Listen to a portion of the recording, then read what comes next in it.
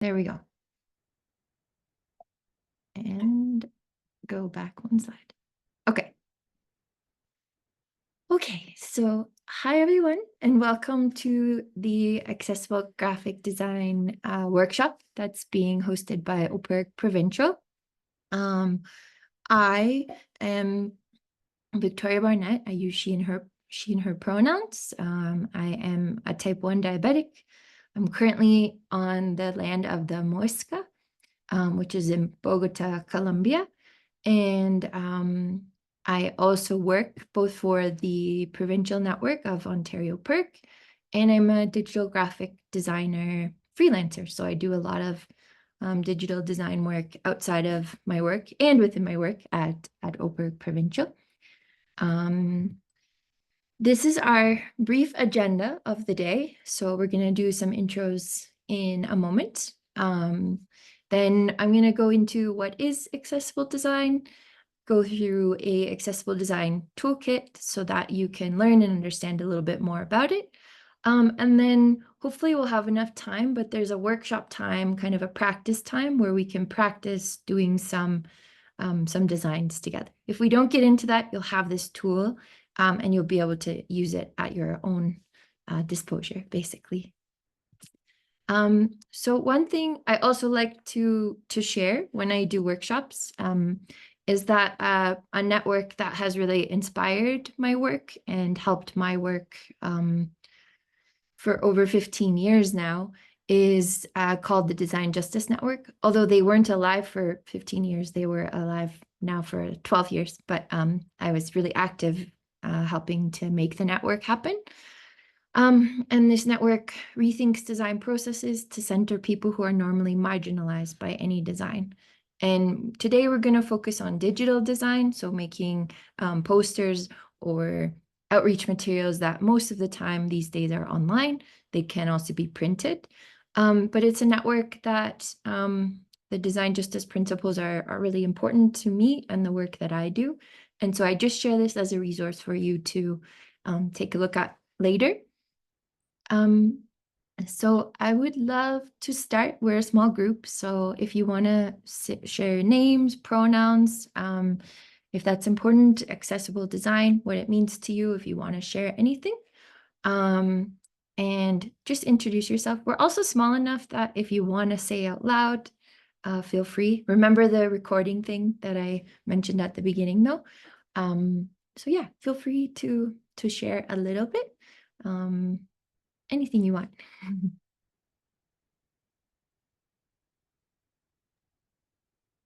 I'll go first, I guess. Sure. I'm Noah. My pronouns are he, him. And what accessible design means to me is that everybody has equal access to digital design, whether it be understanding it or comprehending it as their, just equal access to design, comprehending design. Thanks, Noah.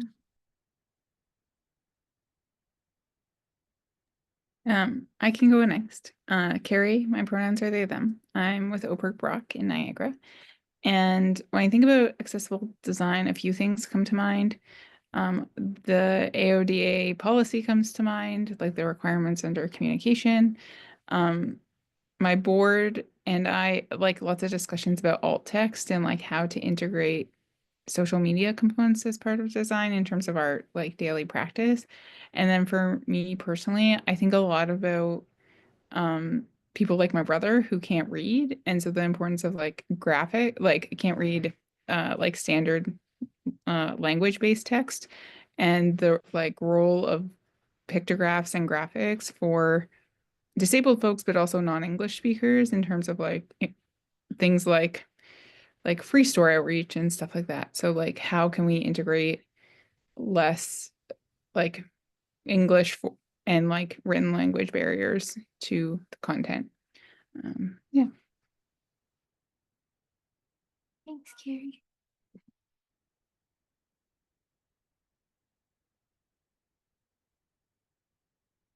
Anyone else want to go? It's very okay not to.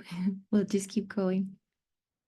And if anyone puts something in chat, I'm happy to read it out. after too.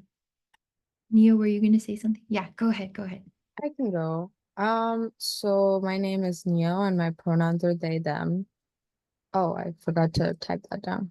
My pronouns are they, them, and for me, accessible design means design that can reach everyone, and that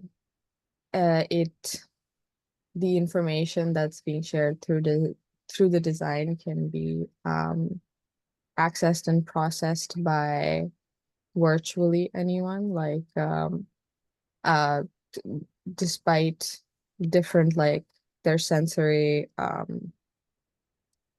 do you call it, sensory levels, like for instance, like if someone is colorblind, they should still be able to read the text against the background, and if there's an audio or a video, there should be a written transcript. So regardless of a person's sensory capability, the design should be able to reach everyone. That's my understanding of accessible design. Thank you. Okay. And then, yeah, Danny, you can go, I think. I'll probably type for most of this if I say anything else, but I'm Danny. I use they them pronouns, and I'm with OPIRG Brock. When it comes to accessible design stuff, things I think about, Carrie mentioned most of them, but everyone already said most of it. But I also look at things like adaptive tools, like there's a Chrome extension that I use that is good for like dyslexic people like me, that like highlights the first 3 letters of every word, that helps me read, and then like the lighting and stuff, the filters on screens and all that kind of thing. There's just a lot of stuff I think about. Yeah, that's it.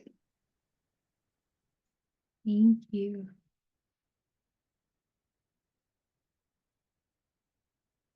Okay. Unless Carly wants to say anything, I'm gonna jump over to the next slide, which, there we go. Okay, so this is a fun, small activity that I do to get your mind moving. And I know that they're Halloween things. I didn't update them recently, but I'm still using examples I've used before.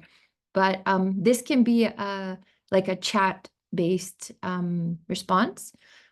So just the question is, which of these 2 do you prefer? Number 1 on the left, black, or number 2 on the right, which is like an orange color.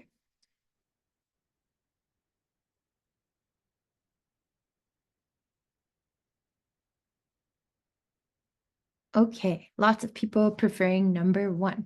Cool. Thank you. Okay, now next question. Which of these 2 designs do you think is more visually accessible?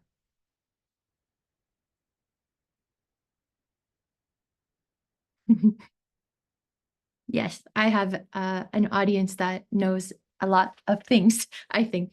But yes, most of you or everybody put number 1. And so when we jump to the next slide, the focus of the accessibility in this case that I was just trying to raise awareness of was contrast. Contrast is a really important part of digital accessible design. Also any design, basically, that you'll see, especially when there's text, not just images and things involved. So contrast is super important. The number 1 has a contrast ratio of 21:1, which is black on white. That's the highest contrast number I think that exists. And then on the left, number 2, the orangey colored one, has only a 2.23:1 ratio. And there's some information at the bottom, and this is a website that's in the tools that you'll see today. But it's checking the contrast between the 2 colors. And you'll notice and you probably did notice, but in number 2, there was some really small font that was hard to read just by looking at it from a distance. You might have to lean in really close to see if you could have read that. Whereas with the black and white, the first example, you could read it a lot better. And then you'll see a bunch of letters at the bottom where it says normal text, large text, WCAGAA or AAA. And these are things Carrie mentioned with AODA regulations that there are particular contrast ratios that are required to meet particular regulations set forth by AODA.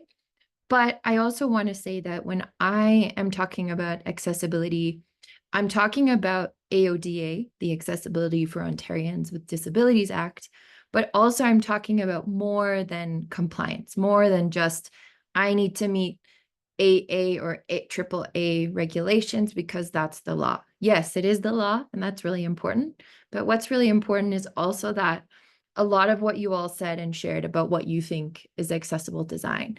People should be able to see and read and access the information as they need, in the way that they need, using the tools that they need in order to see it. And there are tools. Danny mentioned one that enhances experiences for people when they have a particular disability, like the lack of vision or something of that sort. And so when I'm talking about that, I'm talking about that going beyond compliance. And that's how I've built the workshop for today, that we're talking about equitable distribution of benefits and burdens and meaningful participation in a decision, that nothing happens for us without us. So if I was someone with a particular disability, I shared that I have diabetes. I don't want people designing things for me without myself being able to participate in it. And when I'm thinking about disability justice around that, that's how I like to talk about it and share this workshop. So now I'm going to jump into the design toolkit, accessible design toolkit. I will start by saying, like, this has a lot in it. And this is also focused on like design, like graphic design or creating posters. There isn't enough time to get into accessibility of like spaces and places, but I'm also sure that a lot of you have so much knowledge in various things that let's share it today together too. But any questions on anything before I start that, or feeling good? Okay, cool. So this is just the toolkit of the things that we're gonna look at together: hierarchy, color contrast, type, the shape, the size, the style, the readability of it. So how big is it? How small is it? How is it spaced? And then we'll look at a little bit of social media tips and maybe some website tips, but also I want to make sure we have time to do the activity if we have time. So we'll see how fast we go through this.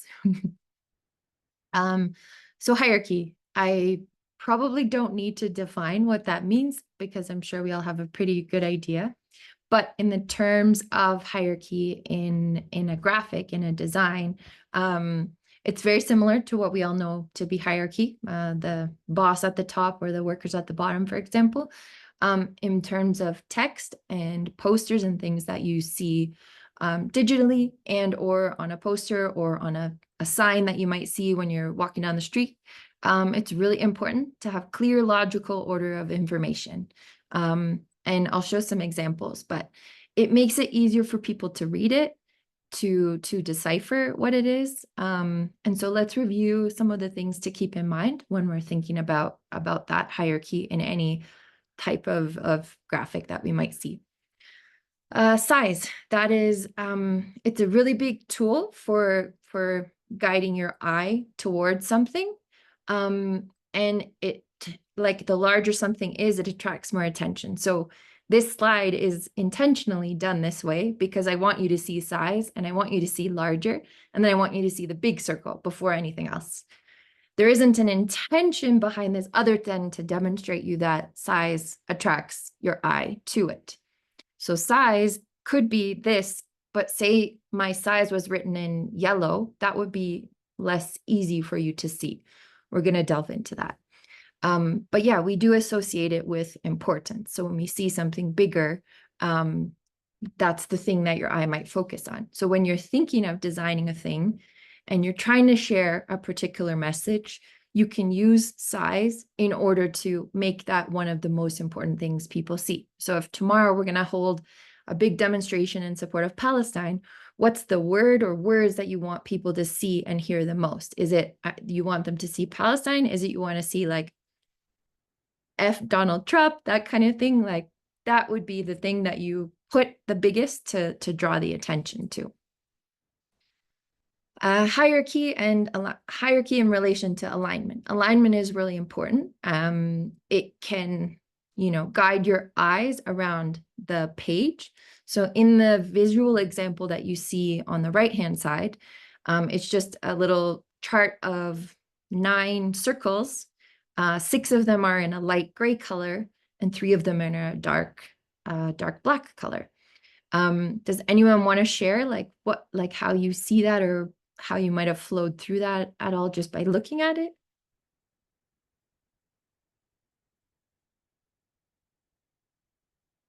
That's okay. It's just the idea of the way that you align things like can make your eye follow it. The same as using size. Oh, I see, diagonally, right to left. Yeah, that's exactly like on the right you see, and you go down. Some people might look from the bottom to the top, left to right, but it kind of guides your eye to look at it. And then you're like, oh yeah, there's also some other circles there. It's a contrast, it's the way that it's flowing. And that's an important thing to keep in mind when you create any sort of design too. Like with size, if the title's at the top and then the rest flows down, it's a good thing to keep in mind. If you want people to see the bottom of the page first, that has to draw more attention and help them to move upwards, for example. Color, as we did in our very first example that you all did really great. It's a tool that draws your attention to particular parts of your design. You normally are drawn to something that's really bold or pops of color. Color contrast is super important. And depending on the colors that you visually see, some folks might not see all the colors, but you have to try to design whatever you're making to draw what am I saying? To draw the person in the way that you would like to. There's a lot of things to think about for sure. But color is something that can attract you to see something. Sometimes in a poster or a design, you might have like a beautiful graphic that's super awesome. And then after you see the rest of the information, whatever the thing is that works for the thing you're making is the best option, as long as you're keeping these principles in mind.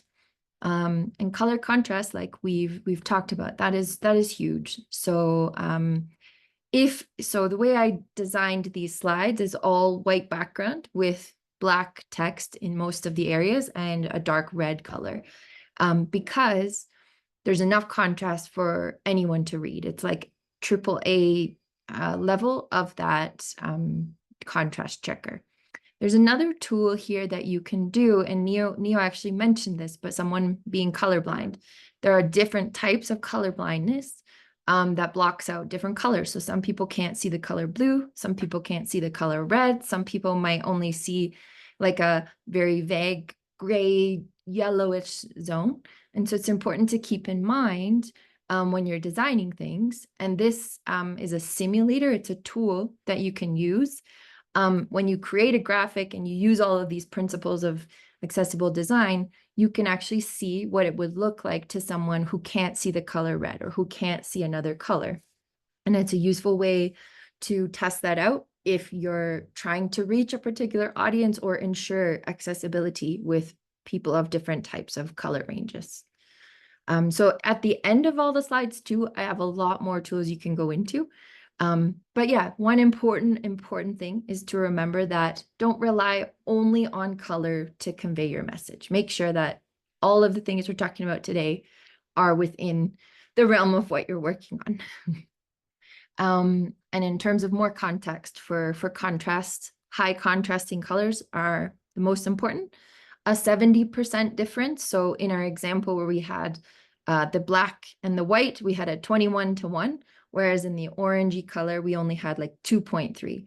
So 70%, oh, I can't do math right now, but let's say it's like probably 18 to 17, 16 to 1 or something like that.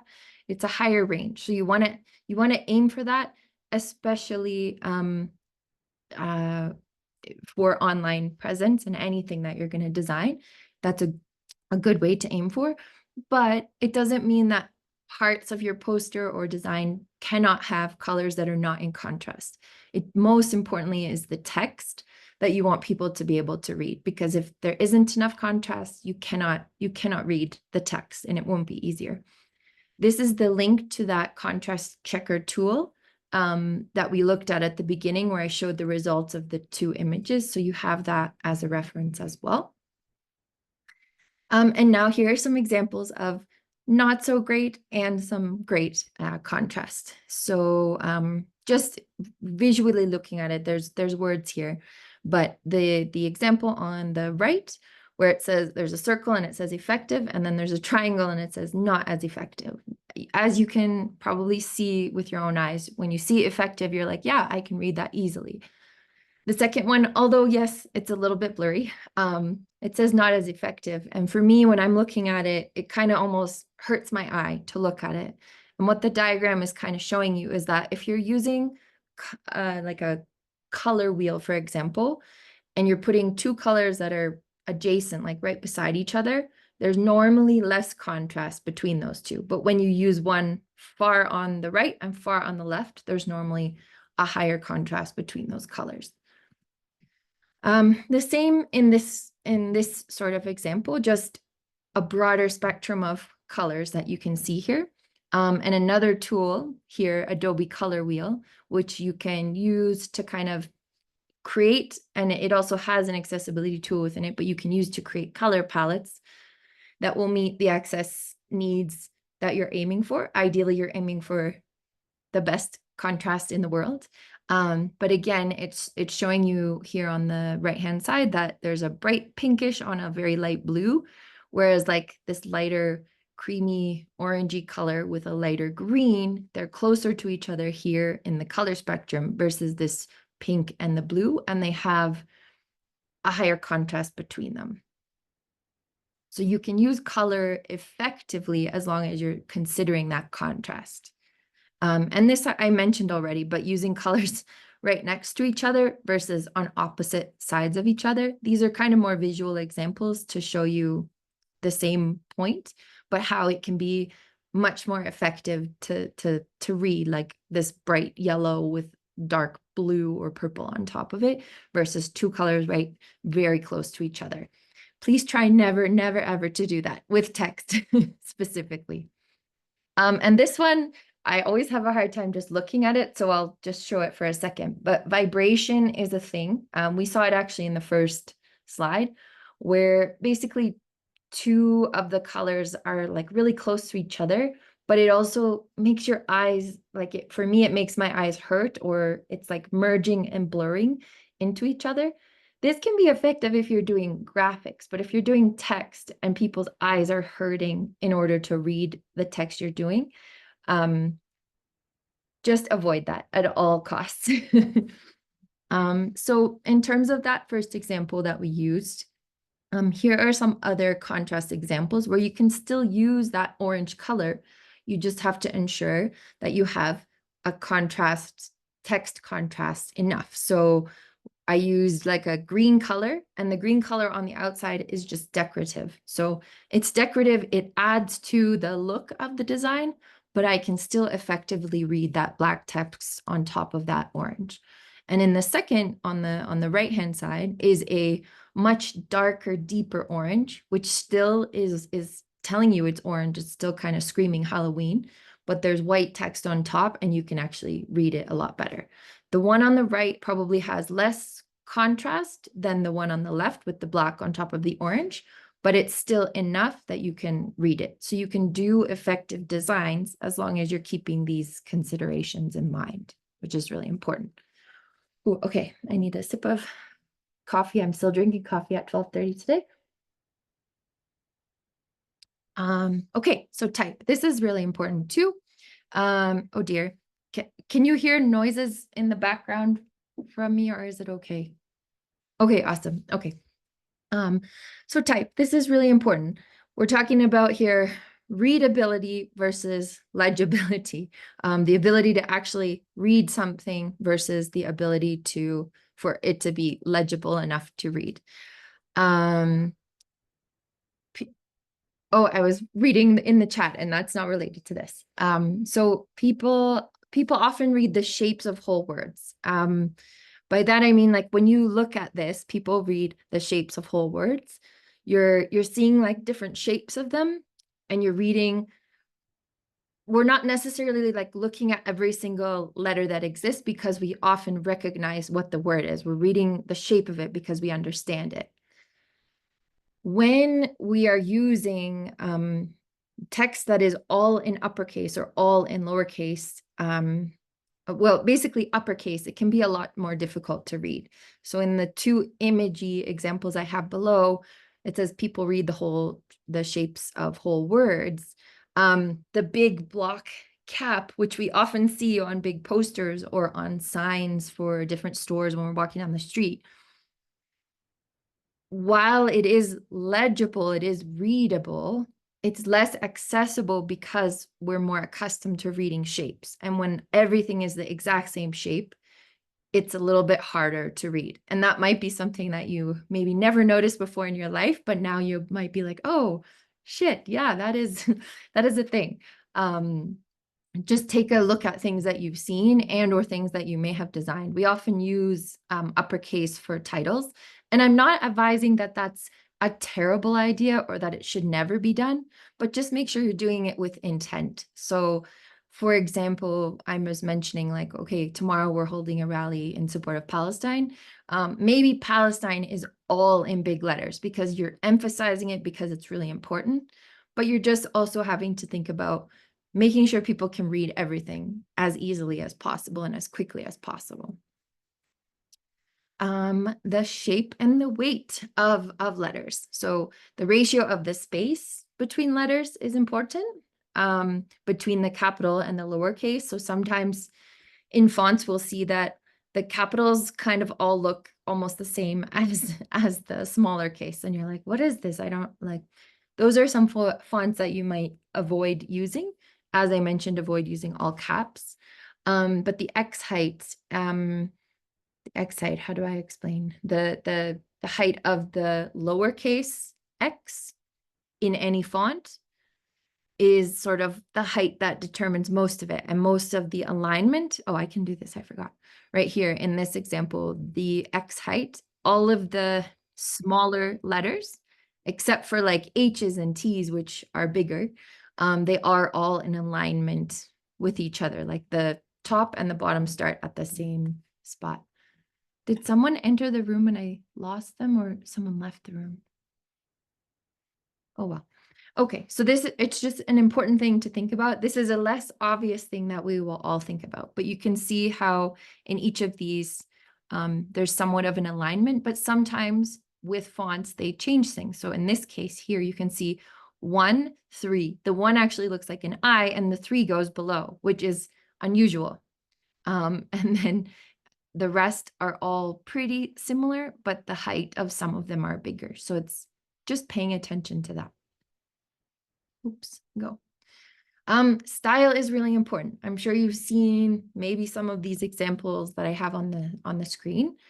There are serif versus sans serif. I think I go into that in the next slide in a second, so I'll explain that. But what you're seeing here are a display font versus a text font. The rosewood and the ziggurat are more sort of display. They're things that are often used like as titles or as a way to draw attention to a thing. But most of your text, like when you're reading a textbook, when you're reading the newspaper, it's normally in a text font, something that's legible at like a big size and at a small size. Whereas if we shrunk rosewood really small, that would probably be really difficult to read. It's meant more to display something, to show something, to like highlight a thing, but keeping all of those principles in mind that I shared. This isn't it yet, but in terms of when we're thinking of a poster, or we're thinking of like the layout of a book, or any other examples that you want to share, having a bigger size font is generally better. People can read something easier when it's a little bit bigger. Normal, like accessible standard size would be 12-point font. Most of your applications normally start with 12. A lot I've seen these days, I see them default at 11, but 12 is the recommended accessible size of font to use, all the way up to 18 points, depending on the platform that you're using. Important to remember, but depending on which font you're using, you'll notice that the size of your characters can be very different. So Calibri is a standard one that you see a lot, and Calibri is often a little bit like smaller, the letters together, whereas Times New Roman can be a little bit wider. That's just something to know, but if you keep shrinking it, it becomes harder to read for anyone, but especially when you're in fonts that are smaller. And so this example here is not a great justification, but justification, you know, when you have all the text and you want it to be exactly in one perfect line, that's also something that is not the most accessible, because it spreads it out to the same space. And as I mentioned, people read the shape of the words. So when that happens, you're looking just at a box as opposed to like shapes of words. So here, this bottom example is to show you that there are about 40 characters that go across, and there are about 75 that go across in the second example. The question is, which is read more quickly? Anyone want to share, like left or right or something like that in the chat? Yeah, I'm seeing left. Yeah, exactly. Because there's less words per line, less characters. You read it a little bit faster than a longer one. That's not to say that you should not ever have a wider amount of text, but it's a good thing to keep in mind. Keep it in mind, like when you design a poster or a small social media thing, if you put text across the entire thing versus a small one over here, it might be easier. And yeah, as Danny mentioned here, hyphenated words are evil. Agreed. I hate having hyphenated words. So here, how you see non-sen them, it's so much harder to read when you're just like, you want to read it like smoothly, calmly, carefully, but you can't because there's a hyphen. So this is actually a terrible example, and I'm going to change that the next time I do this workshop. Thanks, Danny. But yeah, it's a really important thing when you're doing any text. Try not to use those hyphenations because it just makes it harder for somebody to read it. This is the spacing that I was talking about. So leading, it's a design word for font. It's the space between the lines of text. So on the right-hand side here, the leading, as you can see in this example, each line is very close to each other. And it kind of makes it harder to read. The second one has more space, so it's a little bit easier to read. And the third one has tons of space, so it's easier to read. But you have to use that in a way that makes logical sense for whatever the thing is you're doing.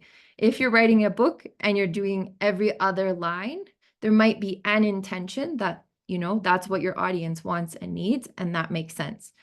But generally speaking, we don't see as much space between things, and we don't see such little space. You want to have at least, if it's a 12-point font, a 14.4 point leading, which is, I forget the percent. Oh, 120%. I have it right there. You want to have at least a 120% point size in between the spacing of the leading, just to allow people to be able to read. So this second example is the more 120%, whereas as you move up in font sizes, your leading becomes higher, but keep in mind the 120. A lot of text programs by default have that set up, and or you can change your settings within like Microsoft Office, for example, to set the leading standard. But if you ever notice it, or you're reading a thing and you're like, oh, why there's not enough space in between it, that's one thing you can adjust your leading. If you're looking in the doc and be like, how do I do that? That's a way to look for like adjust leading settings. And then two other spacing things are kerning, which is the space between two letters. So as you can see here in this greenish example, you see the letter B, A, D. So the kerning here is really big. There's more kerning than there is letters. There's more space in between the letters than the size of the letters themselves. Sometimes there are reasons to do that, but most often you want it to be enough that people can read it, but not too much that you're like having to be like scanning across an entire page to understand what you're reading. And the tracking adjusts the space between the overall word. So it's using kerning. So here in this first example, I set, just as an example, the kerning is set specifically for this row. Whereas the tracking, I could highlight this entire part of text and it will adjust it between the word, sorry, I said that wrong. I used the word kerning as my example and it adjusts it between the entire amount of text. So in example 1, I adjusted the kerning more between each of the letters, whereas here, the tracking, I adjusted it this entire one word. I hope that makes sense. I know that's a lot of things. It can change it to be equal between each, which is what you often see or have in programs. But sometimes, depending on if you ever do graphic design, sometimes there's like particular fonts that just, you're like, this does not have enough space between the A and the I, and I need more space. So I can adjust the kerning between those two letters to create more space so that when I look at it, I can read it, I can make sure my audience reads it. If overall a word or a paragraph just needs a bit more space because the letters are too tight, you adjust the tracking. Hopefully that makes sense. And here you can kind of see, like that was the example I was saying, like my L and A, like there's enough space, I can understand them, but the A and the V here kind of like almost blend into each other. So I adjust my kerning to give them a bit more space. And here, my tracking, you can see like, oh, okay, like I can read this as tracking. I can also read this as tracking, but I realize, oh, I want a bit more space so I can see those letters better. With this font, it's actually like a hand scripted one. So when you break it apart, you can tell the letters better. It's one of those sort of decorative fonts that we talked about, but basically those are some ways to think about it when you're doing a design work and you're like, what the heck? And the tool we're going to look at today, Canva, has these settings. So, and it's a free tool, so it'll make sense. And this is just an alignment thing in relation to the alignment we talked about with images, but now alignment of text. And I mentioned justified is not the easiest because when I look at this, it takes me a bit longer to read it because all of these things are in line with each other. Whereas this is either flush left or right. For languages that are read left to right, the left alignment is easiest to read. And the opposite for if it's read right to left, it's easier when it starts on one side. I actually don't know if there is a difference between like languages read left to right and then having a right alignment versus a left alignment. I'm lacking in knowledge on that, so I'm thinking about adding or having to research that. But yes, definitely for left to right, it is the easiest for left to right, I believe. Justification on the left, just not justified. Justified, if you're looking at it and you're like, what is this? It's harder to read generally. Okay, so now we're getting closer to, yeah, we're getting pretty close. We're getting to like images and posting things on social media. So images, we've kind of talked about how text is really important and having the contrast of the text and people being able to read it. But of course, we want things to look beautiful. We want people to see images and not have text be the only thing that conveys what we're looking at or talking about. But it's also really important that images are not the only thing that you look at and see, at least in terms of when we're thinking of a design and trying to like draw attention. There are some use cases where just images work and that's enough. But we're talking about kind of posters or things that you're going to use in the work that you're doing. So when using images, especially in an online digital space, it's really important, as well as in posters, not always putting your text on top of your images. You can do that, but ensuring all of the accessible design things we've already discussed. And when it's online, when it's on a website or in your social media, it's important to provide labels or text captions, alternative text behind that image to describe what it is, what the image is.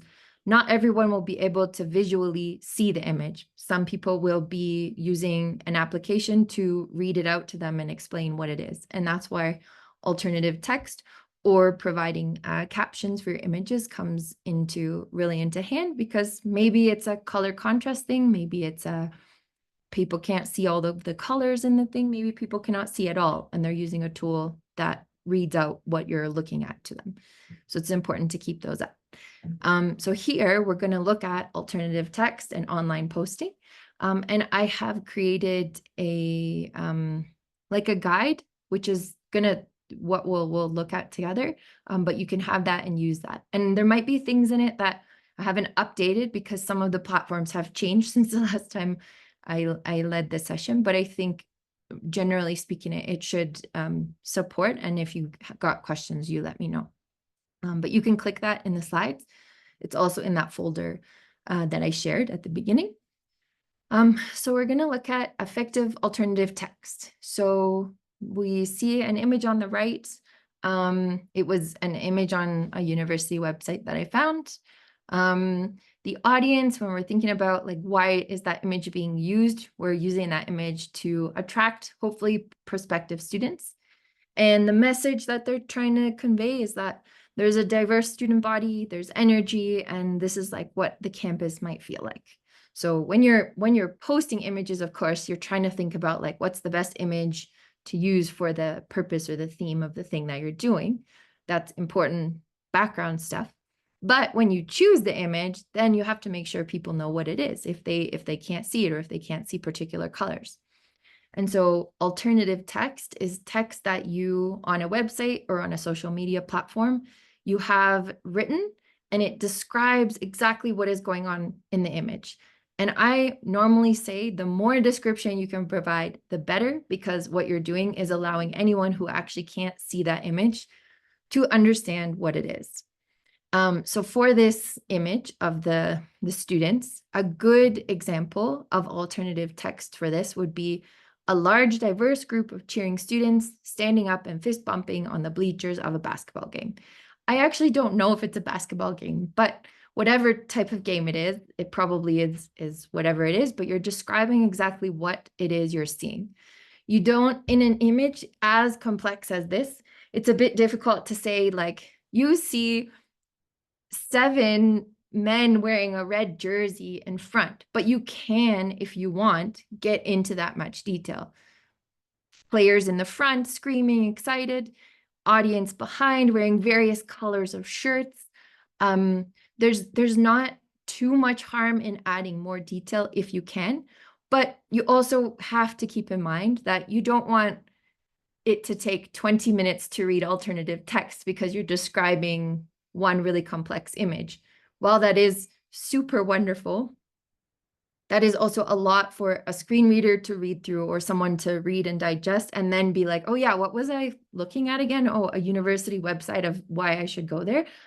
So keep that in mind. Keep in mind the audience, keep in mind who you're outreaching to, and very specifically what you're seeing in the image.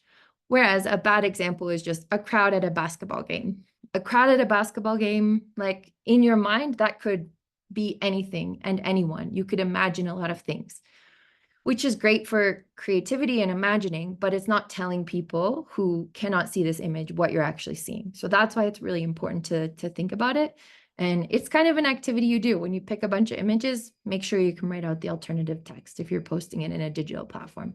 Of course, if this is on a poster that's being printed out and not posted online, sometimes a good thing that you can do is put a little caption beneath an image to describe what's going on. But if folks can't really see it, then oftentimes it's not always mandatory, but it is a helpful, nice thing. So like it could be, let's think of a relative example. Come and vote for OPIRG, like help us keep our referendum. And then you see an image of a microphone and a hand or something. On a poster, it might be nice underneath to write like an image of this hand holding a microphone, a megaphone that describes or students use for this purpose, for example. That can be a nice addition to a poster. Whereas if that were to be posted online, you have to write out all the text that happens, describe the image, and sometimes if you write too much, it could be a bit overwhelming. So just keep in mind who you're outreaching to and the messages that you'd like them to see and be able to access. Okay, I had a break. That's more just a pause of like, how's everyone doing? And it doesn't have to be 5 minutes, but I just want to have one sip of coffee maybe. How's everyone doing? Hopefully good. Okay, seeing thumbs up and things in the chat. Cool. Okay. Okay, so the next part, yay, we've reached the end. The end is not necessarily the end, but this is the part where we can be interactive with each other and try something. I will take us over here and upload your designs here. Yes, okay. So Canva, have folks ever heard of or used a tool called Canva? I use this because it's a free online tool that almost anyone can use and create an account. And you create an account and it's free and you can design things, but you can design things within the realm of what exists and what is free in the program. A lot more things have been kind of corporatized and cost money now, but the basic things you can still use.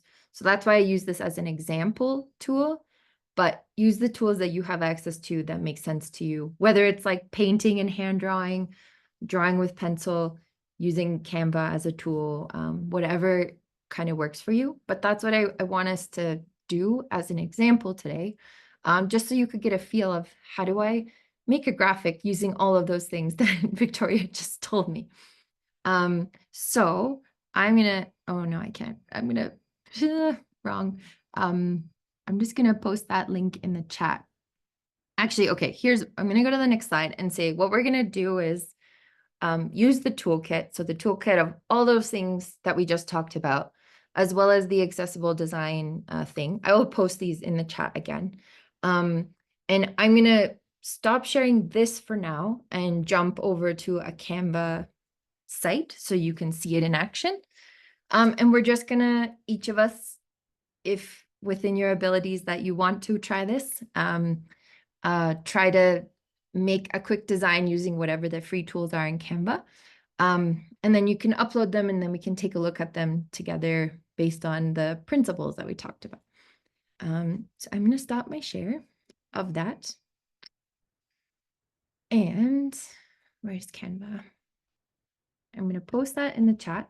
So I saw lots of sort of maybe thumbs up for everyone who might have seen it or might have used it before.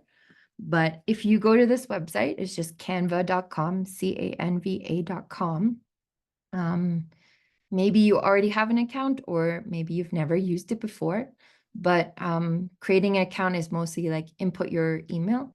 And it's also very okay if you're like, no, I don't want to make an account and I don't want to do this. do whatever feels best to you at this moment. But the idea is just to test out some of the principles that we used. Excuse me. My blood sugar is going high. I just have to take a bit of insulin. Okay. Good. Okay. Yes. So is anyone not gonna try to use Canva right now? It's very okay because I'm gonna show some on my screen.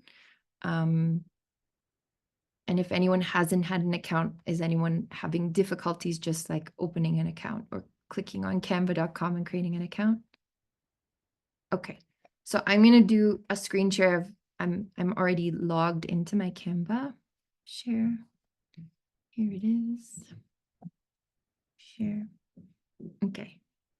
So I'm already logged in. You can just see random things that exist in there for now. Oh dear. Okay, so in here, this is using the free version. There's a bunch of advertisements and things that you can see for sure. But we're gonna click this button here, create a design. This is from me already being logged into Canva after I created an account. So I'm gonna click on create a design. Then it brings up this window. One kind of cool thing that Canva has is a bunch of templates. So you can search for, I don't know, birthday party, for example, and it'll bring up various things that you could potentially use or inspire you to create things. But I'll choose like a thing that is probably the most popular thing that we are creating these days, an Instagram post. It's saying that it's 1080 by this, but I actually want the square size. So I'm just going to type Instagram right here. Instagram, I spelled it wrong, of course. Instagram post square. So that's how I'm going to do. That was the examples of the Halloween ones I also used, but I'm going to click it. And then it brings me over to this, this window with a blank white square. And then on the left-hand side, yes, left-hand side, I hope it's left for you all as I speak to that. But on the left-hand side, you can see like this menu with a bunch of different options. The default option is this thing called design, and what it says is template. So like I said, say you're designing a birthday card for your friend, you can type up their birthday, and what it does is brings up a whole bunch of templates. Now, some of them will be free and some of them won't be free. But if I click on one, for example, okay, look there, now I've got my base and I can start using that and changing my images. I'm gonna suggest that we just create our own things today. So I'm gonna delete this one. What I will also show you quickly is that you can duplicate a page or just add a page here, which means it adds more things. And then I'm going to delete this one. So now my background has become blue. And I can click over here again to bring up my menu. Over here, you have elements. So these are things like I want to add a zombie. I don't know why I'm thinking of zombies and Halloween right now, but I want to add a zombie to my graphic. And you can see all these little pro things that it says you have to pay this much money or upgrade to use. But when you click a button here, see all, these little crowns signify that it is a pro, like a pay for it one. And then the ones without are not. So I'm choosing one without. Halloween is our example in February today, guys. Over here is your text tool. One maybe helpful thing is that they've got some presets of a heading, a subheading, and body showing you just ranges and sizes. So if I click that, it's added a heading, but up here you can see you can change your font style to a font that you like. You can change your font size, color, all of the sort of normal tab things that you see in your text or Word programs. So that's text. Brand is a paid feature. Upload signifies things that you want to upload. So say you have a photograph of your friend whose birthday you're designing a Halloween poster for. You can pull something off of your computer. I'll see, what do I have here? I don't know what all these things are on the computer, but I can just drag and drop something that I have on my computer and bring it over. So I don't see anything. Okay, I have to delete this because it's not something for public eyes just yet, but say I just drag over a logo. Oh, of course, I don't have a good example on my computer.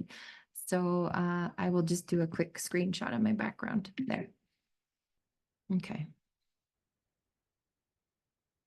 But just drag and drop from your computer basically and pull it over. You could pull it over into here, or you can pull it over right onto the image.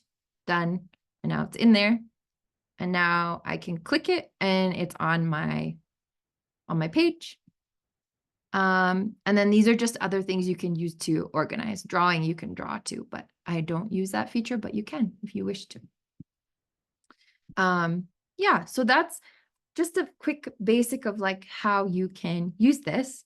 But ideally what we will do now for maybe 10 more minutes is everyone wanting to try to do something fast? Like, does everyone have access to this and can do that? I see some thumbs and head nods and okay, so I'm just gonna give us like 10 minutes. Whatever you make does not have to be perfect. It's just for the purposes of us doing something fun now together. And then like we can share, either we can share our screens or we could put it into that folder, which I'll put in the chat, and we can take a look. And I haven't looked at the chat. I apologize. Somebody check. Yes, of course, Danny, you can use an old one, an old thing. Yes, go for it. Okay. Yay. So I will just make a random thing on my screen so that you can like watch what I'm doing while I'm doing it, if that's helpful. And let's see if I have music. I'll put some music on and we can have 10 minutes of time of just creating things. And there's no subject. It's whatever subject you would like, make something. Let's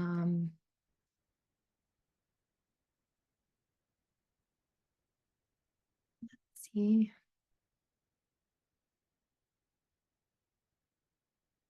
Okay, hopefully this is not too loud. It's going to be the most quietest, like just so there's a hum in the background.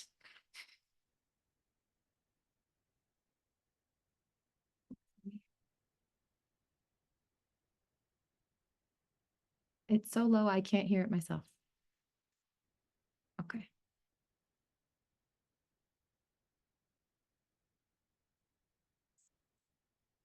Ready? Share. Okay, let's go. It says 1:11 on my screen, so I'll stop us at 1:21.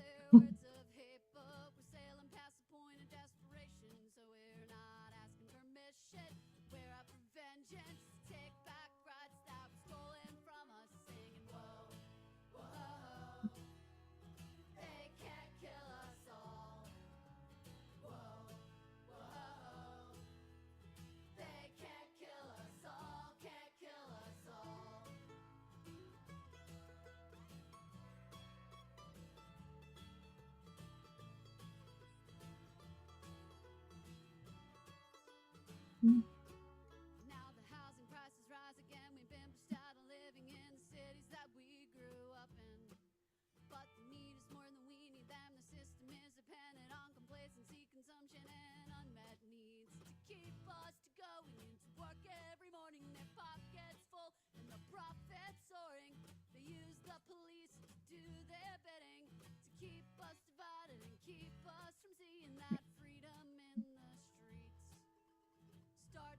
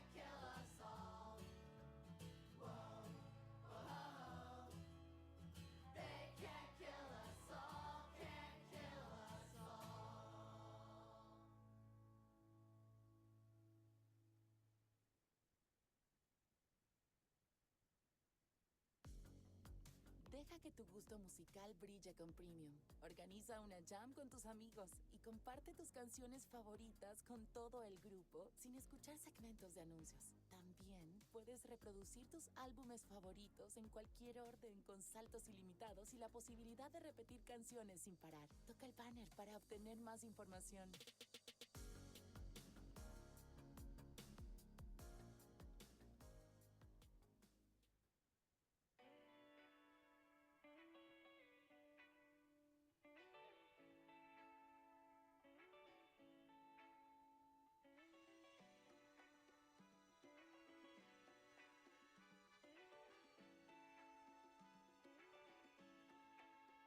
I woke up feeling great. The birds are in the trees. They're singing me a melody. La la la la, fuck the police. My head is on straight. My heart is in peace. My soul is incredibly ready to change history. It's a good day to fight the system. To fight the system. It's a good day. It's a good day. We're never gonna stop. We're gonna make it count. When one of us is tired out, the other one will hold it down. We're gonna spread the love. We're gonna spread it around. We're all over the city now, and way down in the underground. Come on. To fight the system. To fight the system. It's a good day. It's a good day.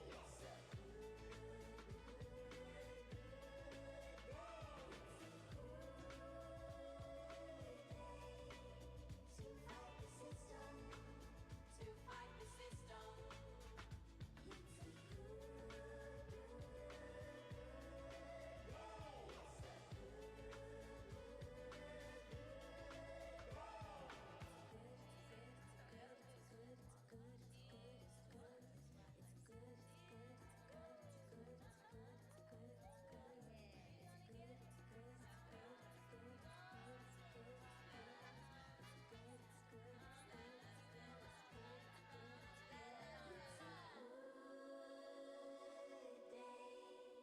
to fight the system, to fight the system. It's a good day.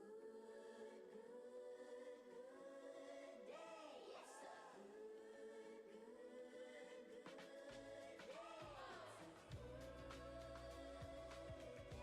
day. It's a good day to fight the system, to fight the system. It's a good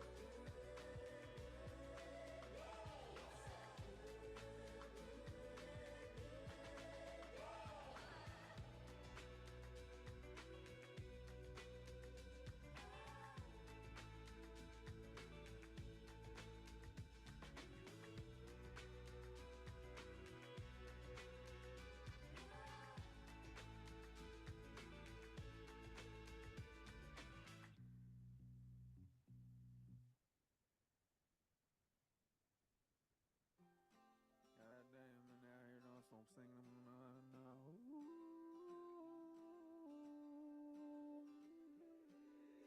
Angel on the Talking about they go home, y'all say I'm like,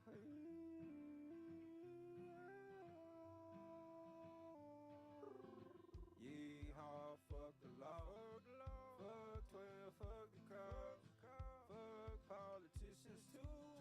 Donald Trump, fuck you. Joe Biden and everyone else. Time to put their ass on the shelf.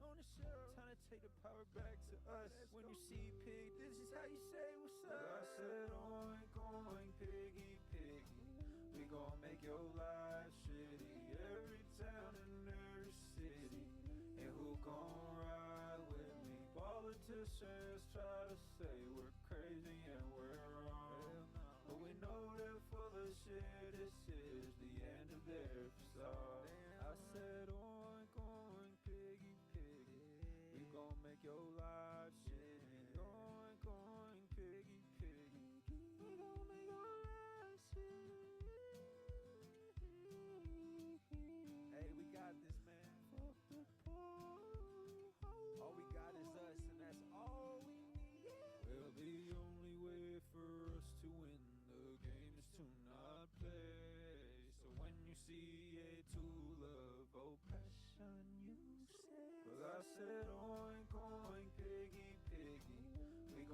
your life shitty. Every town and every city. And who gon' ride with me? Politicians try to say we're crazy and we're wrong. But we know Almost that done. Another 2 minutes or so. Is that good for folks? well, just to let you know that if they kill me for my Yeah. song, they'll only take a body and my essence will live on.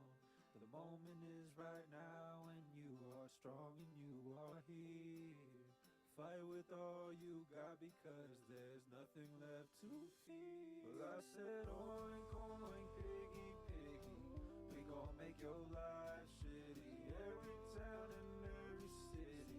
And who gon' ride with me? Politicians try to say we're crazy and we're wrong. But we know they're full of shit. This is the end of their facade. I said oink oink piggy piggy, quit your job and wake the fuck up. And stop serving the empire, you fucking pigs. Actually, pigs are such a beautiful, fucking innocent animal with like amazing little personalities, so they shouldn't be compared to pigs. That's the word, but pigs are great. Cops are fucking trash.